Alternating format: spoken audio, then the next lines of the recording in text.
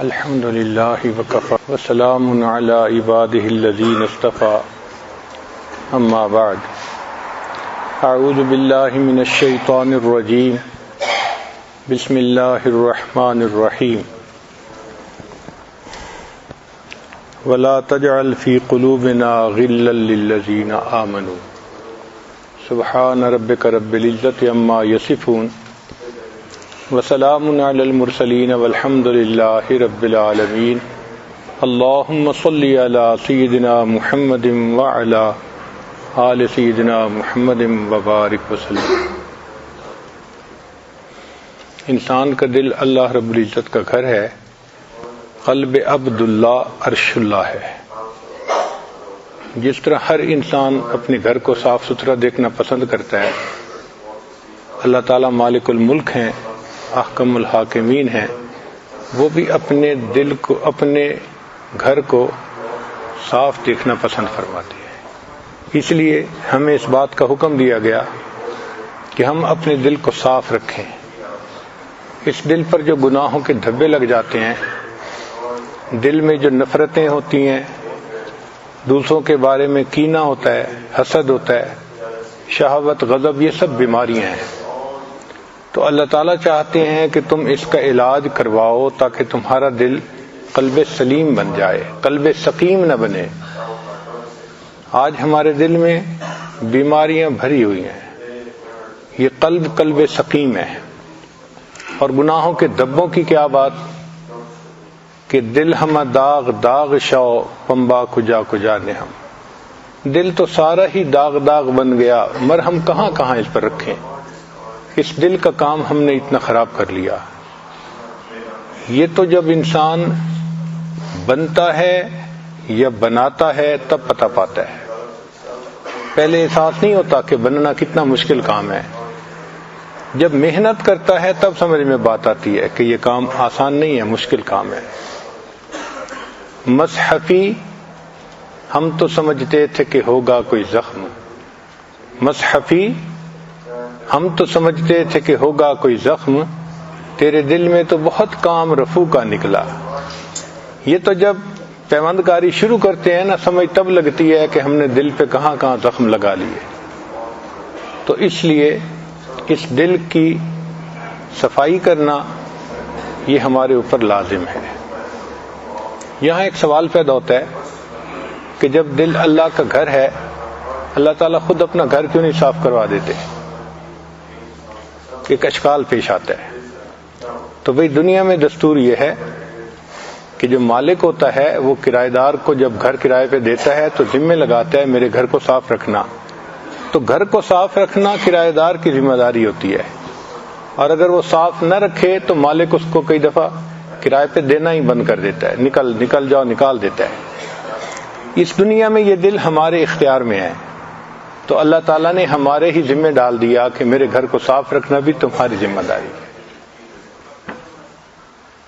اب یہ جو دل کا گھر ہے، اس میں انسان کے بہت سارے بت آ جاتے ہیں۔ جیسے بیت اللہ شریف میں 360 بت رکھے گئے تھے، ہمارے دل بھی بت سے بھرا ہوتا ہے کئی مرتبہ، تخیل کے ہوں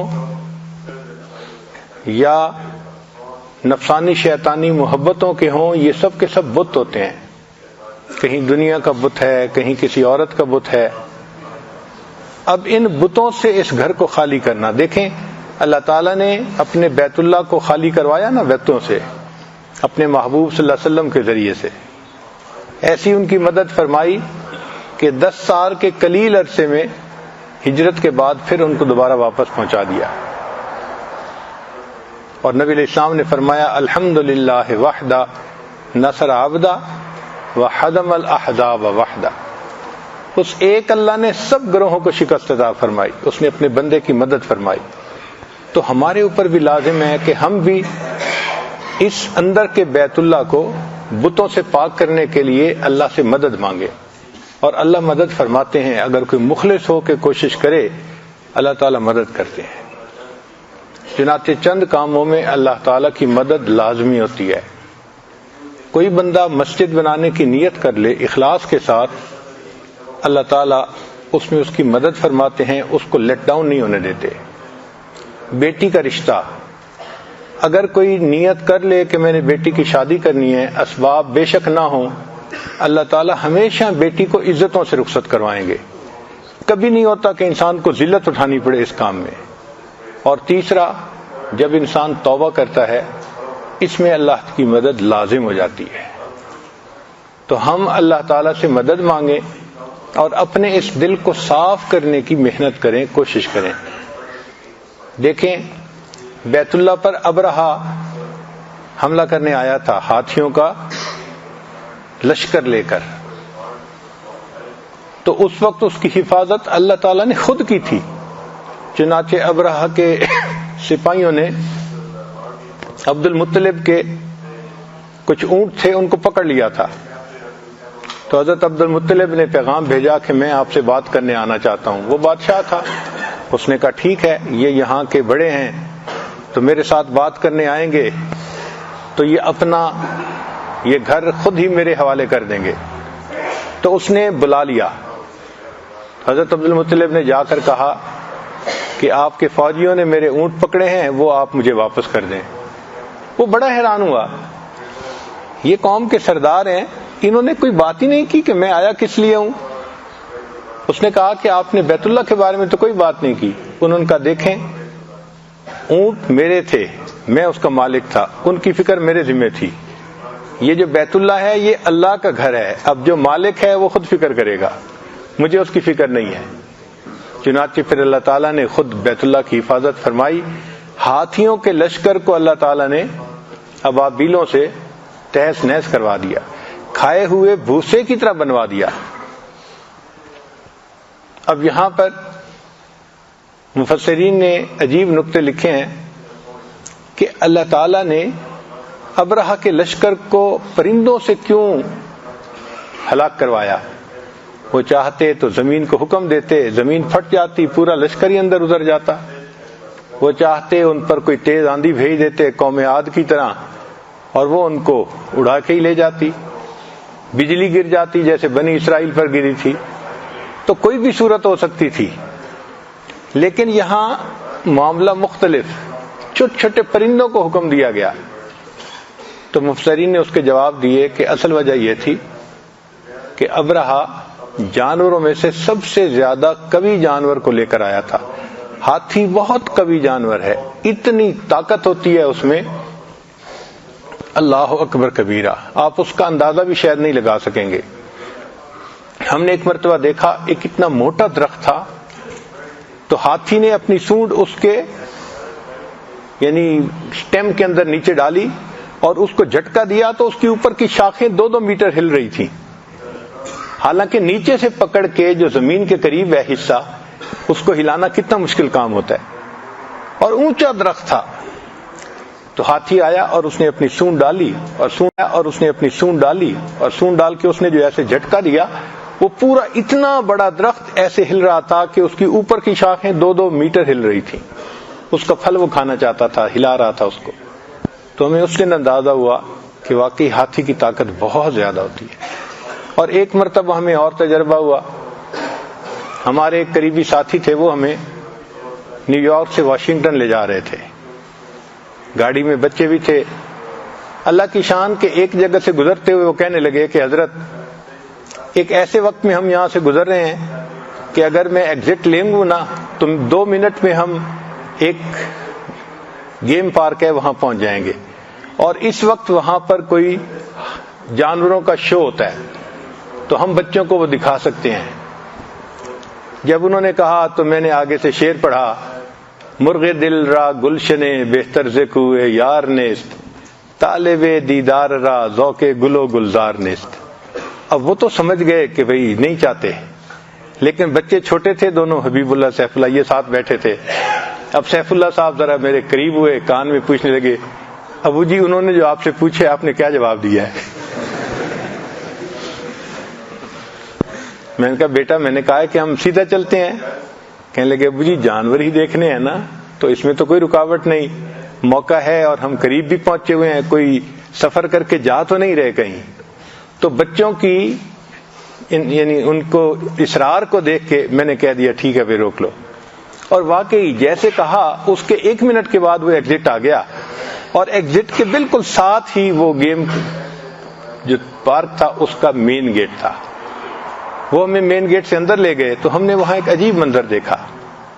ایک بڑا گراؤنڈ تھا اور اس میں ایک ہاتھی کھڑا ہوا تھا، اور ہاتھی کے ایک بیلٹ ڈالی ہوئی تھی چمڑے کی، اور پیچھے اتنا موٹا ایک رسہ تھا جو میرے اندازے کے مطابق کم از کم 1 کلومیٹر لمبا ہوگا.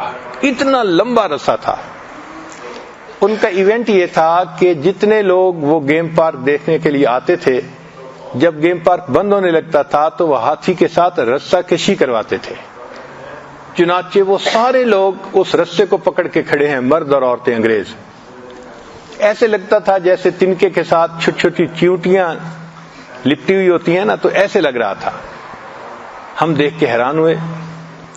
پھر ہمیں انہوں نے بتایا کہ جی ہاتھی کے ساتھ رسہ کشی ہو رہی ہے. اب جو آدمی تھا وہ اسپیکر پہ بول رہا تھا، اس نے کہا کہ دیکھیں یہ ایک ایونٹ ہے، ہم نے ہاتھی کو بیلٹ ڈال کے رسی سے باندھی ہے، اب آپ نے اس کو پیچھے کھینچنا ہے اور آپ کو ہاتھی کھینچنے کی کوشش کرے گا. تو یہ مقابلہ ہے، اس لیے آج تعداد لوگوں کی بہت زیادہ ہے. ہمیں امید ہے کہ شاید آج لوگ ون کر جائیں. اس کے بعد انہوں نے مقابلہ شروع کروایا. لوگوں نے خوب رسے کو کھینچنا شروع کیا. ہم بھی ذرا دور سے دیکھ رہے تھے سب کو کہ سب کیا کر رہے ہیں. ایسے کھینچتے کھینچتے جیسے زمین کے ساتھ بندہ لیٹ جاتا ہے نا، اس طرح زور لگا رہے تھے.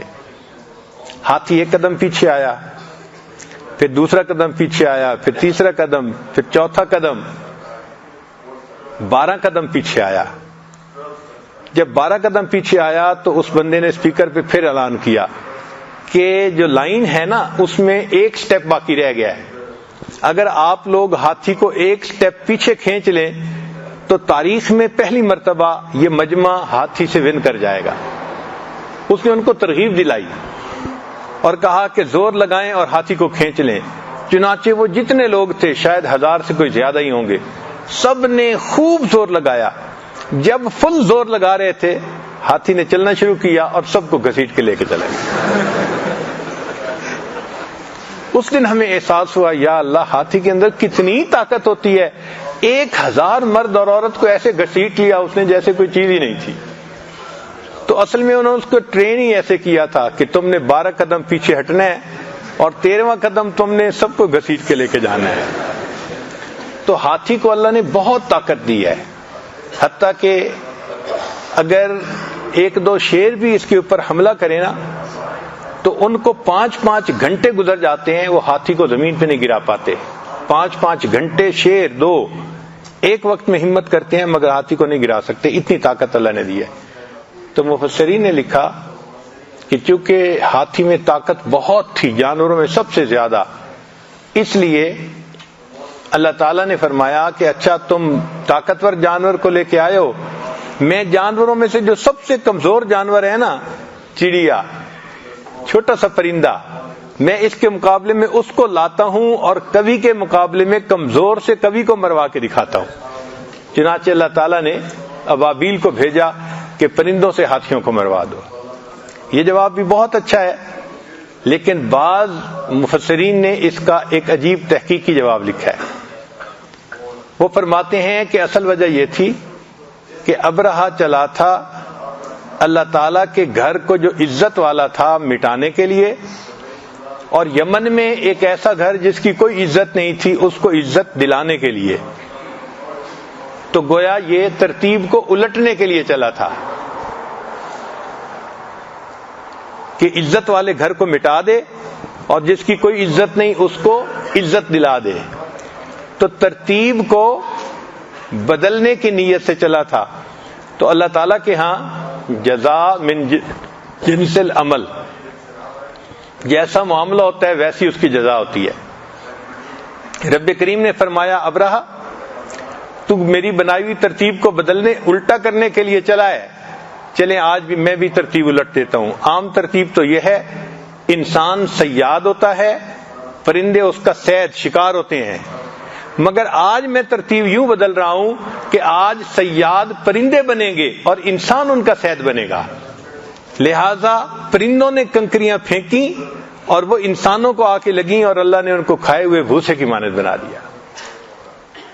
تو اللہ رب العزت نے ابرہہ کو برباد کیا اور بیت اللہ کو اللہ نے محفوظ فرما لیا.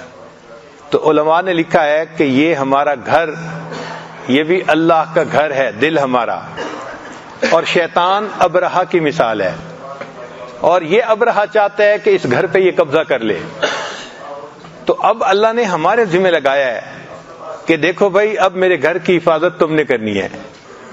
تو بھائی ہم کیسے کریں؟ انہوں نے کہا یہ جو تحلیل ہے نا لا الہ الا اللہ، یہ اسی طرح شیطان کے اوپر پڑتی ہے جس طرح لوگوں کے اوپر کنکریاں پڑی تھیں. یہ تیر ہیں جو ہم چلا سکتے ہیں. تو ہم لا الہ الا اللہ کی ضربیں لگائیں، شیطان اس گھر کو چھوڑ کر بھاگ جائے گا اور ہم اس گھر کی حفاظت کرنے میں کامیاب ہو جائیں گے. اب دیکھیں جو مسجد ہے اس کو تو ہم سب صاف پاک رکھتے ہیں، یہ دل بھی تو مسجد کی مانند ہے، اس کو ہم صاف کیوں نہیں رکھتے؟ دل میں دیکھیں تو دنیا جہان کا گند ہم نے دل میں بھرا ہوا ہوتا ہے. اللہ تعالیٰ کو یہ پسند نہیں ہے. عورت گھر کو صاف کرتی ہے، پوچھیں بھائی اتنی محنت کیوں کر رہی ہو؟ کہے گی جی میرا خامد آئے گا نا تو گھر صاف نہ ہوا تو مجھ سے ناراض ہوگا. اگر خامد کو خوش کرنے کے لیے بیوی روزانہ 1-2 گھنٹے لگاتی ہے گھر کو صاف کرنے کے لیے، کیا ہم اللہ رب العزت کو خوش کرنے کے لیے روزانہ اپنے دل کو صاف کرنے پہ 1-2 گھنٹے نہیں صرف کر سکتے؟ ہمیں بھی صرف کرنے چاہیے. یہ ہماری ذمہ داری ہے اپنے دل کو صاف کرنا، اس کے اندر گناہوں کا نام و نشان نہ رہے، باطنی بیماری کا نام و نشان نہ رہے، یہ دل صاف پاک ہو جائے. پھر اللہ رب العزت کی محبت نسبت کا نور اس دل کے اندر آتا ہے. صاف کرنا شرط ہے. جب تک یہ دل اغیار سے خالی نہیں ہوگا اس کے اندر اللہ کی محبت نہیں آئے گی. غیر سے خالی کرنا ضروری. بھئی دیکھیں اگر کسی بندے کے گھر میں کوئی غیر محرم آ جائے تو اس کو کتنا غصہ آتا ہے کہ اس کو کیسے جرأت ہوئی یہ میرے گھر میں آ جائے. یہ شیطان بھی اسی طرح ہے. اللہ تعالیٰ نہیں چاہتے کہ اس شیطان کا میرے بندے کے دل کے اوپر قبضہ ہو، اور ہم الٹے سیدھی سوچوں میں لگ کے شیطان کو بھرپور موقع دیتے ہیں کہ تم ہمارے دل پر قبضہ جماؤ جتنا جما سکتے ہو. یہ ہماری غفلت ہے، کوتاہی ہے. اللہ تعالیٰ ہمیں اپنے دل کی حفاظت کی توفیق عطا فرمائے. اب ایک چیز اور ہے کہ کچھ چیزیں ہوتی ہیں جو وقتی ہوتی ہیں. جیسے ایک آدمی کو غصہ آیا شدید، اس نے کچھ الفاظ بولے پھر چپ ہو گیا، غصہ ختم ہو گیا، یہ بھی بری چیز ہے. مگر اس کا اثر باقی نہ رہا تو اس کا نقصان ذرا کم ہے. ایک یہ ہے کہ انسان کے دل میں غصہ آیا جو شدید تو نہیں تھا، اس کو کہتے ہیں کینہ، میٹھا غصہ، کہ دیکھنے میں تو غصہ اتنا شدید نہیں ہے لیکن وہ رہ لمبا گیا، نکلتا نہیں ہے، دل میں بس جاتا ہے آ کے. عام طور پہ مردوں کا غصہ شدید ہوتا ہے، بڑبڑ کر کے ہاتھ اٹھا کے 2 لگا کے ختم. لیکن عورتیں کر کچھ نہیں سکتی. مرد ہاتھ چلاتا ہے، عورتیں زبان چلاتی ہیں. تو وہ کیا کرتی ہیں کہ دل میں بات کو رکھ لیتی ہیں اور ان کا غصہ دل میں مستقل رہتا ہے. اس کو کینہ کہتے ہیں، اور یہ کینہ انسان کے دل کو ظلمت سے بھر دیتا ہے. اس لیے ہمیں حکم دیا گیا کہ ہم اپنے دل کو کینے سے خالی کر لیں. یہ مستقل اثر رہنا کسی گناہ کا دل میں یہ برا ہے. دیکھیں ایک بات سمجھیں، پانی میں گرنے سے انسان نہیں ڈوبتا، پانی میں گرنے سے انسان نہیں ڈوبتا، پانی میں گر کر پڑے رہنے سے ڈوبتا ہے. جو گرا نکل گیا وہ بچ گیا، جو گر کے پڑا رہا وہ ڈوب گیا. اسی طرح دل کے اندر کسی وقت کسی بات پہ غصے کا آ جانا، اس سے دل میلا نہیں ہوتا، یہ فطرت ہے انسان کی. لیکن وہ غصہ دل میں آئے اور ٹک جائے، یہ دل کو جو ہے وہ کالا کر دیتا ہے. اس لیے یہ کینہ اللہ تعالیٰ کو بہت ناپسند ہے. جو لوگ جنت میں جائیں گے اللہ ان کے دلوں کو کینوں سے بالکل خالی. اللہ تعالیٰ قرآن مجید میں فرماتے ہیں کہ جنت میں جو لوگ ہوں گے ان کے دل میں غل نہیں ہوگا، وہ بیٹھے ایک دوسرے کے سامنے ہوں گے، دل ایک دوسرے سے بالکل صاف ہوں گے۔ مستقل دل میں کسی گناہ کا اثر رہنا یہ برا ہوتا ہے۔ چنانچہ ایک ماہر نفسیات آدمی لیکچر دے رہا تھا، اس نے پانی کا ایک گلاس اٹھایا جو آدھا بھرا ہوا تھا۔ اس نے لوگوں کو کہا کہ بھئی بتاؤ یہ آدھا گلاس جو پانی کا بھرا ہوا ہے اس کو اٹھانا مشکل ہے؟ لوگوں نے کہا نہیں۔ اس نے کہا اچھا یہ بتاؤ کہ اگر اس کو 24 گھنٹے مجھے اٹھانا پڑے تو؟ بڑا مشکل ہے جی، 24 گھنٹے کون اس گلاس کو اٹھا سکتا ہے؟ اس کا وزن تھوڑا بھی ہوگا تو بھی انسان کا ہاتھ تھک جائے گا 24 گھنٹے اٹھا کے۔ اس نے کہا یہی فرق ہے کہ انسان کے دل میں کچھ کیفیت آتی ہے، گزر جاتی ہے، وہ نہیں مشکل ہوتی۔ مشکل وہ ہوتی ہے کہ جو مستقل جم جاتی ہے، اس کو اٹھانا پڑ جاتا ہے۔ تو یہ جو کینہ ہے نا، یہ دل میں جم جاتا ہے، نکلتا نہیں ہے، اس لیے یہ زیادہ نقصان دہ ہے۔ کینہ کیوں ہوتا ہے؟ انسان کی ایکسپیکٹیشن پوری نہیں ہوتی، کوئی انسان کی امیدوں کو توڑتا ہے، دشمنی کرتا ہے، ناجائز نقصان پہنچاتا ہے، تو دل میں رنجش آتی ہے۔ اب رنجش آئے تو بھئی رنجش کو ختم کر دینا چاہیے، بھول جانا چاہیے، لیکن کچھ لوگ بھولتے نہیں ہیں، اور یہ چیز اللہ کو ناپسند ہے۔ اللہ فرماتے ہیں دیکھو میں کتنا معاف کرنے والا ہوں، لوگ کتنے بڑے بڑے جرم کرتے ہیں، میرے پاس آتے ہیں، میں معاف کر دیتا ہوں۔ تو میرے بندو تم بھی میری صفات کو اپناؤ نا، تخلقوا باخلاق اللہ، تم بھی دوسرے بندے کو معاف کرنا سیکھو۔ ہم معاف نہیں کرتے، دل میں گرج رکھتے ہیں۔ یہ جو دل کی گرج ہے یہ کینہ کہلاتی ہے، اور یہ کبائر میں سے ہے۔ اس سے ہمیں اپنے دل کو صاف کرنا ضروری ہے۔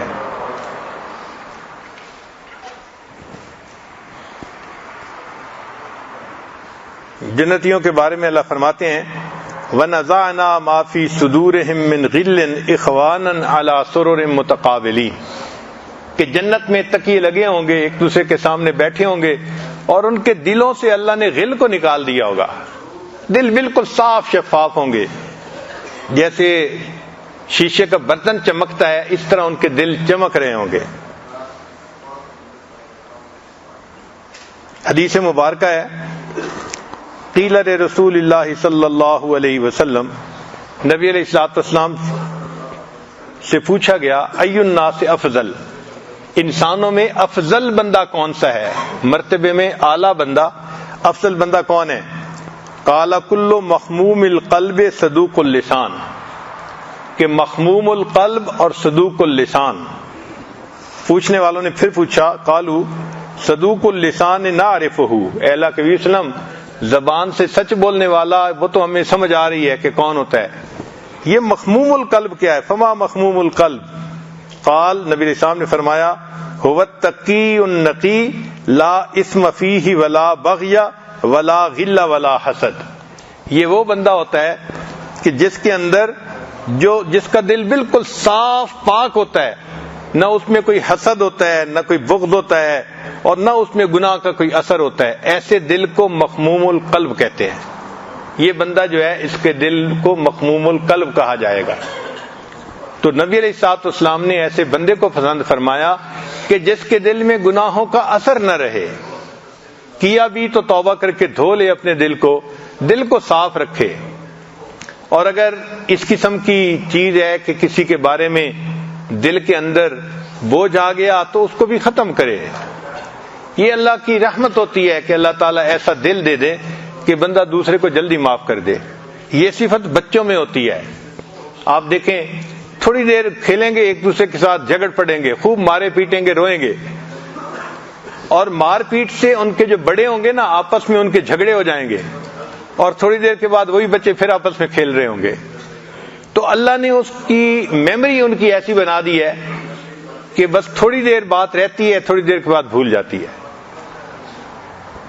تو اللہ تعالیٰ ایسی میموری ہمیں بھی دے دے کہ اس قسم کے معاملات اگر کوئی ذہن میں آئیں بھی تو ذہن فوراً بھول جائے، اس کو یاد ہی نہ رہیں۔ ایک دو مرتبہ ہمیں جنگل جانے کا موقع ملا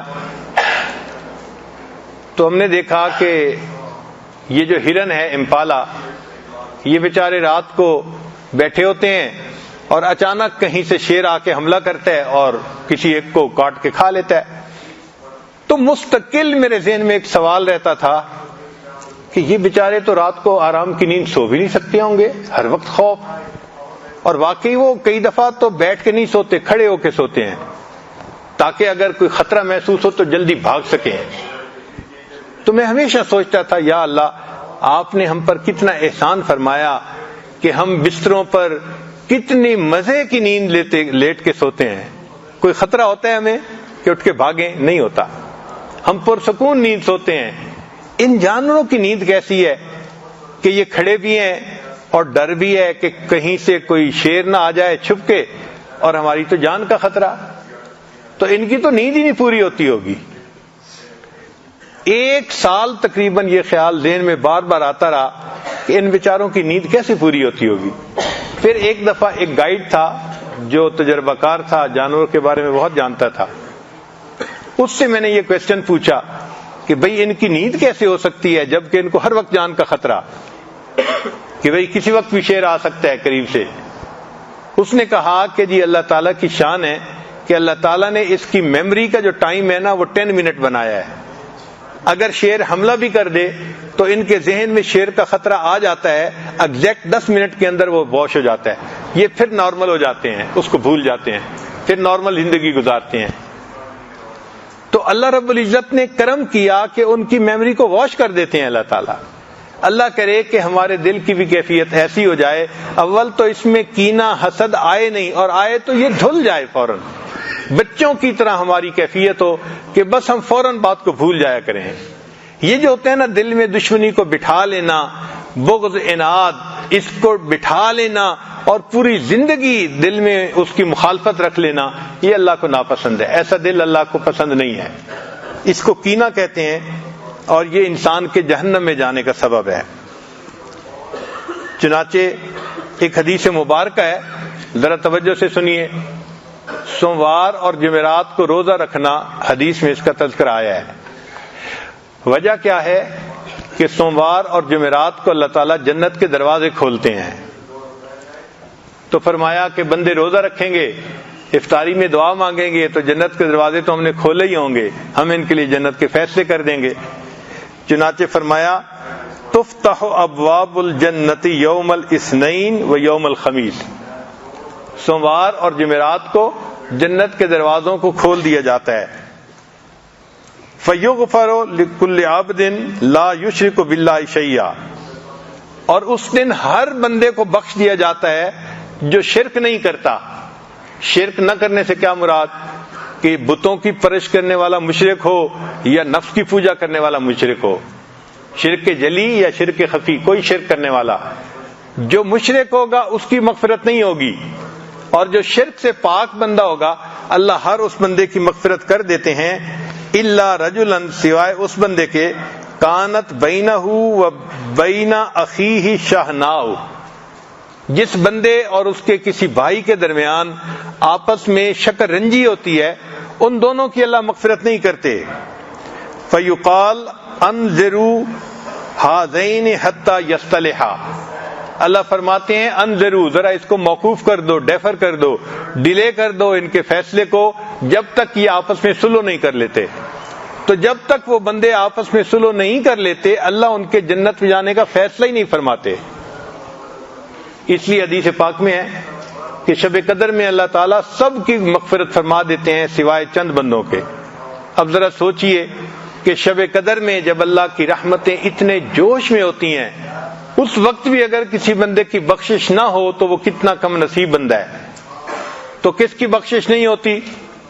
ایک شرابی کی، دوسرا جو والدین کا نافرمان ہو، اور تیسرا فرمایا کہ جس کے دل میں کسی مسلمان کے بارے میں کینہ ہو، اس بندے کی بھی مغفرت نہیں ہوتی. اب اگر ہمارے دل میں رنجش ہے کسی کے بارے میں تو ہم بھلے رو رو کے دعائیں مانگتے رہیں، ہم نے تو دروازے کو خود بند کیا ہوا ہے.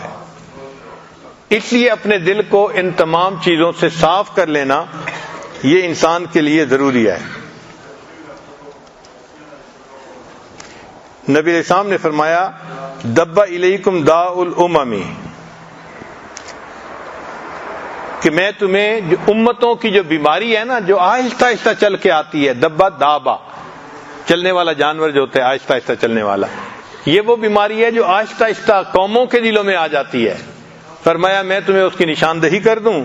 الحسد والبغضاء ہی الحالکہ، حسد اور کینہ یہ ہلاک کر دینے والی چیز ہے. حالکہ، حلق کہتے ہیں جب ہم اپنے سر کے بالوں کو شیو کر لیتے ہیں نا تو اس کو حلق کہتے ہیں، اور اگر کینچی سے کاٹیں تو اس کو کسر کہتے ہیں. یہ حالکہ ہیں. اور پھر آگے فرمایا لا اقول تحلق الشعر، میں یہ نہیں کہتا کہ یہ بالوں کو صاف کر دیتی ہیں، ولیکن تحلق الدین، یہ بندے کے دین کی شیو کر کے رکھ دیتی ہیں. یعنی دین ہی انسان کا ختم ہو جاتا ہے.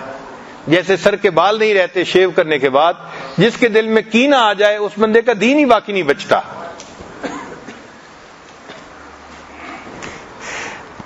نبی علیہ السلام نے ارشاد فرمایا لا تحاسدوا ولا تناجشوا ولا تباغضوا، اور آخر پر فرمایا وکونوا عباد اللہ اخوانا.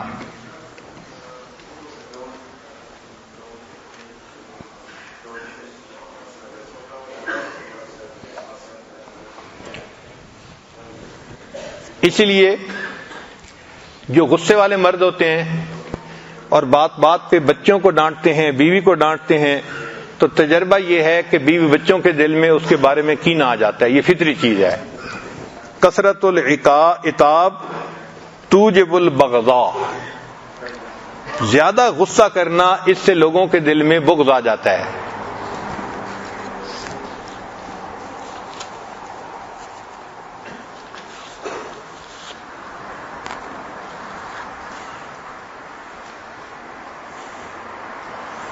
فرمایا البغض یعمی القلب ویطفئ نور العبادہ، کہ بغض انسان کے دل کو مردہ کر دیتا ہے، اندھا کر دیتا ہے، اور نور عبادت کو بجھا دیتا ہے. تو ہمارے دل میں کینہ آئے گا تو عبادت کا نور بجھ جائے گا، زندہ دل مردہ ہو جائے گا، بینا دل اندھا ہو جائے گا. چنانچہ ایک مرتبہ کسی ام المومنین نے کھانا بھیجا تو سیدہ صدیقہ رضی اللہ تعالیٰ عنہ کو غیرت آ گئی، میری باری کا دن ہے تو کوئی اور کھانا پکا کے کیوں بھیج رہا ہے. انہوں نے کھانا بے دلی سے جو پکڑا تو پیالہ گرا اور پیالہ ٹوٹ گیا، کھانا نیچے گر گیا. تو نبی علیہ الصلوۃ والسلام نے لانے والے کو تو کہہ دیا غارت امو کی، تیری ماں کو غیرت آ گئی تھی. لیکن پھر نبی علیہ السلام نے عائشہ رضی اللہ عنہا سے فرمایا ما لکی یا عائشہ تو اغیرتے، اے عائشہ کیا تجھے غیرت آ گئی تھی؟ فقلت، تو وہ فرماتی ہیں کہ میں نے جواب دیا وما لی لا یغار مثلی علی مثلک، کیا ہے میرے جیسی آپ جیسے کے لیے غیرت نہ کرے تو اور کیا کرے. سبحان اللہ. یہ محبت کا اظہار تھا کہ ام المومنین کو نبی علیہ السلام سے کتنی محبت تھی. وہ اپنی باری کے دن میں کوئی انٹرفیئرنس نہیں چاہتی تھی کسی کی. چنانچہ بغض اور کینہ سے بچنے کے اسباب کیا ہیں؟ پہلی بات کہ اگر کوئی انسان کے ساتھ برائی کرے تو دفع السیئۃ بالحسنۃ، ہمیں چاہیے کہ برائی کو اچھائی کے ساتھ دھکیلیں، یعنی برائی کے جواب میں ہم اچھائی دیں. چنانچہ سری سکتی رحمت اللہ علیہ کی ایک حکایت ہے کہ جا رہے تھے سفر پہ، تھک گئے تو درخت کے نیچے سو گئے. جب آنکھ کھلی تو دیکھا کہ درخت میں سے آواز آ رہی تھی یا سری کن مثلی، اے سری تو میرے جیسا ہو جا. تو سری سکتی رحمت اللہ بڑے حیران، یہ درخت مجھے کہہ رہا ہے. تو انہوں نے پوچھا کیف اکون مثلک، اے درخت میں تیرے جیسا کیسے ہو سکتا ہوں؟ تو درخت سے آواز آئی کہ ان الذین یرموننی بالاحجار فارموہم بالاسمار، کہ جو لوگ میری طرف پتھر پھینکتے ہیں میں ان لوگوں کی طرف اپنے پھل لوٹاتا ہوں، تو بھی میرے جیسا ہو جا. تو ایک درخت اگر ایسا ہے کہ پتھر مارنے والوں کو پھل لوٹاتا ہے، کیا ہم ایک درخت جیسے بھی نہیں بن سکتے؟ ہم تو اشرف المخلوقات ہیں، ہمیں تو اس سے بہتر بننے کی ضرورت ہے۔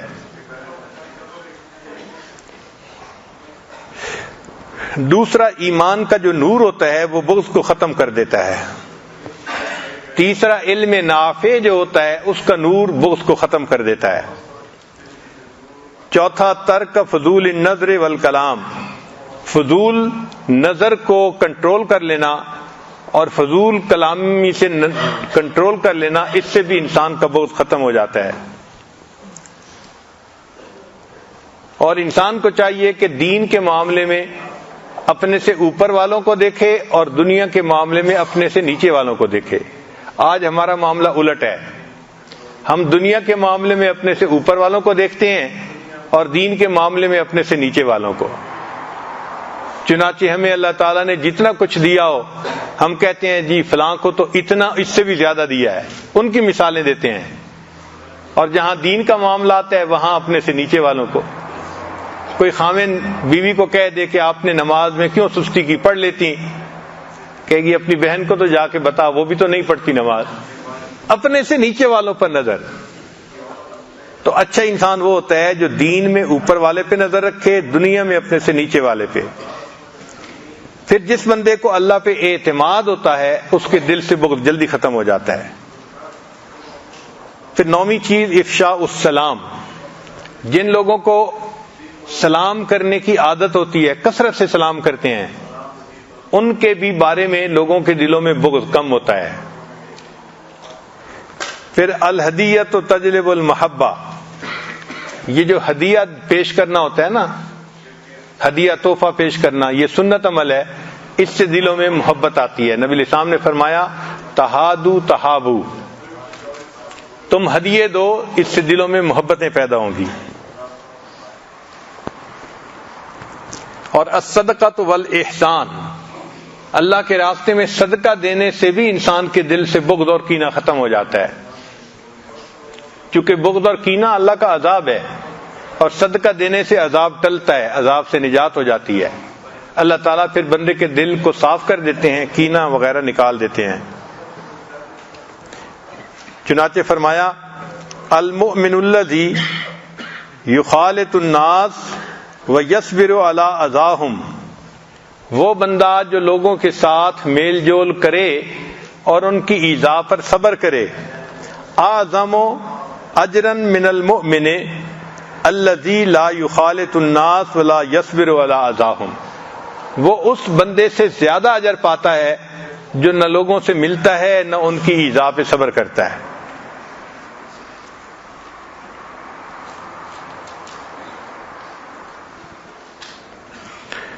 جب بھی دل میں ایسی کیفیت ہو کسی کے بارے میں تو بات چیت کر کے اس کیفیت کو ختم کر لینا چاہیے۔ خواہ مخواہ دل کے اندر اس قسم کی کیفیت کا رکھنا انسان کے لیے رحمتوں سے محروم ہونے کا سبب ہوتا ہے۔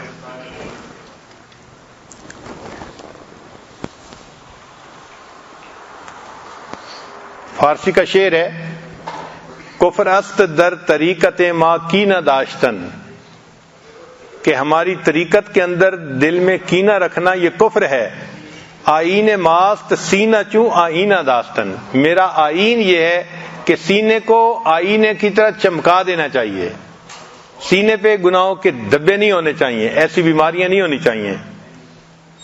کفرست در طریقت ما کینہ داشتن، آئین ماست سینہ چوں آئینہ داشتن۔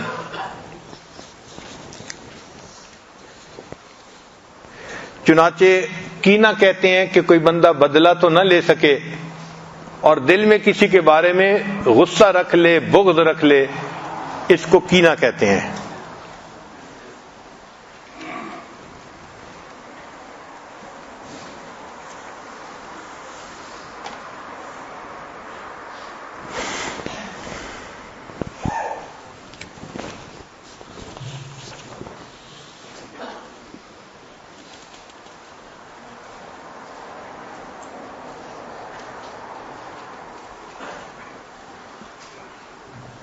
چنانچہ کینہ کی جو پہچان ہے وہ کیسے ہو سکتی ہے کہ ہمارے دل میں کینہ ہے؟ ایک ہوتا ہے انقباض، کہ کوئی بندہ تکلیف پہنچائے اور اس کی وجہ سے دل اتنا برا ہو کہ اس کو ملنے کو دل نہ کرے، یہ انقباض جائز ہے، یہ فطرت ہے انسان کی، جس سے رنج پہنچتا ہے اس کو ملنے کو دل نہیں کرتا۔ تو اگر ایسی کیفیت ہے کہ رنج کی وجہ سے ملنے کو دل نہیں کرتا، صرف سلام دعا تک معاملہ ہے تو یہ جائز ہے۔ لیکن اگر یہ معاملہ اس سے بڑھ کر دشمنی تک آ جائے اور انسان اس بندے کا برا چاہے تو یہ کینہ بن جاتا ہے۔ چنانچہ دوسرے بندے کو مصیبت پہنچے تو اس بندے کو خوشی ہوتی ہے، یہ کینے کی پہچان علامت ہے۔ جس کے بارے میں کینہ ہونا، اس کو کوئی برائی پہنچے، تکلیف پہنچے تو اس پر دل خوش ہوتا ہے اور دل چاہتا ہے کہ اس کے پاس جو فلاں نعمت ہے نا وہ چھن جائے، نعمت کا زوال ہو جائے۔ اور وہ بندہ اگر تعلق جوڑنے کی بھی کوشش کرے تو بندہ اس سے تعلق نہیں جوڑتا، یہ بھی کینے کی نشانی ہے۔ اور بندہ اس کو ذلیل و رسوا سمجھے، اور اس کی بات اگر کہیں کرنی ہو تو ہنسی مذاق تمسخر میں اس کی بات کرے، اس کی بات کا مذاق اڑائے، اور اس کے جو حقوق ہیں شریعت میں ان کو ادا نہ کرے، اس میں کوتاہی کرے۔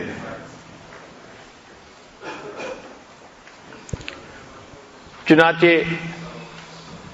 ایک مرتبہ اللہ کے حبیب صلی اللہ علیہ وسلم تشریف فرما تھے، ایک صحابی آئے تو نبی علیہ السلام نے اس کو دور سے دیکھ کے فرمایا جنتی آ رہا ہے، جنتی آ رہا ہے۔ وہ صحابی تھے سعد ابن ابی وقاص رضی اللہ تعالی عنہ۔ تو جب صحابہ نے سنا تو وہ بڑے حیران کہ لسان نبوت سے دنیا میں ان کو جنت کی بشارت مل رہی ہے۔ تو صحابہ تو ایسی باتوں میں پھر فوراً پتہ کرنا چاہتے تھے کہ کس عمل پر یہ بشارت ملی تاکہ ہم بھی وہ عمل کر سکیں۔ چنانچہ دوسرے دن پھر اسی طرح ہوا، نبی علیہ السلام تشریف فرما تھے، وہ صحابی آ رہے تھے، نبی علیہ السلام نے فرمایا وہ دیکھو جنتی آ رہا ہے، جنتی آ رہا ہے۔ ایک صحابی تھے عبداللہ ابن عمر بن عاص رضی اللہ عنہ، وہ مجلس میں سے اٹھے اور سعد ابن ابی وقاص کے پاس آئے اور کہنے لگے کہ میرا کوئی گھر میں مسئلہ ہے، میں چاہتا ہوں کہ میں 1-2 دن ذرا الگ رہوں، تو کیا یہ پاسبل ہے کہ میں 2-3 دن آپ کا مہمان بن جاؤں؟ ان کا بہت اچھا، چنانچہ یہ ان کے ساتھ چلے گئے۔ اب ان کے ہاں جو 3 دن رہے تو 3 دن میں یہ ان کے اعمال کو بڑے غور سے دیکھتے رہے کہ کون سا کوئی خاص عمل کرتے ہیں، مگر وہ اس نتیجے پر پہنچے کہ جو سب کرتے ہیں اتنے ہی اعمال ان کے ہیں۔ کوئی انوکھی عبادت رات کو بھی نہیں، دن میں بھی نہیں، نمازوں کا اہتمام ہے، تہجد پڑھتے ہیں، جتنا باقی تلاوت کرتے ہیں یہ بھی کرتے ہیں، یعنی جو صحابہ کی ایک معمول کی زندگی تھی نا وہی زندگی ان کی تھی، کوئی انوکھی چیز نظر نہیں آئی۔ تو تیسرے دن پھر انہوں نے بات ہی کھول دی کہ بھائی بات یہ ہے کہ میں آپ کے ساتھ رہ کے آپ کے عمل کو دیکھنا چاہتا تھا جس پر اللہ کے حبیب صلی اللہ علیہ وسلم نے بشارت دی کہ آپ جنتی ہیں، تو آپ مجھے خود ہی بتا دیں کہ آپ کون سا عمل کرتے ہیں جس کی وجہ سے آپ کو یہ بشارت دنیا میں مل گئی۔ تو سعد بن وقاص نے فرمایا کہ میرے باقی عمل تو سارے عام دوستوں جیسے ہی ہیں، ہاں ایک چیز میرے پاس خاص ہے۔ ان کا وہ کیا؟ کہنے لگے کہ جب رات کو میں سونے کے لیے بستر پہ لیٹتا ہوں تو میرے دل میں کسی کے بارے میں رنجش ہوتی ہے، میں سب کو معاف کر کے صاف سینے کو رات کو لے کے سوتا ہوں۔ ان کا یہ عمل ہے جس وجہ سے آپ کو دنیا میں جنت کی بشارت مل گئی۔ تو ہم بھی اس کو معمول بنائیں کہ جب رات کو لیٹنے لگیں تو دل میں اگر کسی کے بارے میں رنجش ہے بھی صحیح تو اللہ کے لیے معاف کر دیں۔ اللہ تعالیٰ خود بھی معاف کرنے کو پسند فرماتے ہیں، اور جو بندہ کسی کو معاف کرے اللہ اس کو بھی پسند فرماتے ہیں۔ تو اپنے دل کو صاف رکھیے کینے سے، اس سے اللہ تعالیٰ کی طرف سے ہمیں بخشش نصیب ہوگی۔ ایک حدیث مبارکہ میں ہے کہ جب میں رات کو سوتا ہوں تو میرے دل میں کسی کے بارے میں کوئی کینہ نہیں ہوتا، یہ میری سنت ہے، اور جو شخص میری سنت پر عمل کرے گا وہ جنت میں میرے ساتھ اس طرح اکٹھا ہوگا جیسے ہاتھ کی 2 انگلیاں اکٹھی ہوتی ہیں۔ تو سینے میں کسی کے بارے میں رنجش نہ رکھیں. زیادتی بھی کسی نے کی ہے تو اللہ کے لیے معاف کر دیں. والعافین عن الناس, انسانوں کو معاف کر دینے والے. تو آج کے اس درس میں ہم یہ عہد کریں کہ دل میں اگر کسی کے بارے میں رنجش ہے بھی صحیح تو بس اللہ کے لیے معاف کر دیں, اور اس کے بدلے اللہ سے ہم بخشش چاہیں کہ اس کے بدلے اللہ آپ ہمیں معاف فرما دیجیے, اور اپنے دل کو کینے سے محفوظ فرما لے, اور اس کے لیے دعائیں بھی مانگیں. انسان کے اپنے بس میں نہیں ہوتا. کئی لوگ زبان سے تو کہہ دیتے ہیں معاف کر دیا, دل کی کیفیت ان کی ٹھیک نہیں ہوتی. اکثر و بیشتر بیوی سے کوئی غلطی کوتاہی ہو جائے تو خاوند کہہ تو دیتا ہے میں نے معاف کر دیا, لیکن 2 سال 3 سال بعد بھی اس کو تانے دے رہا ہوتا ہے اسی کے. بھئی معاف کیا کیا اگر 2-3 سال بعد بھی اسی گناہ کے تانے دے رہے ہو؟ تو اس لیے یہ کینہ اللہ ہی دل سے نکالتا ہے. تو اللہ تعالیٰ سے ہم دعا کرتے ہیں کہ پروردگار عالم ہمارے دلوں کو کینے سے پاک صاف فرما دے اور ہمیں صاف سینہ عطا فرما دے. وآخر دعوانا ان الحمد للہ رب العالمین. مراقبہ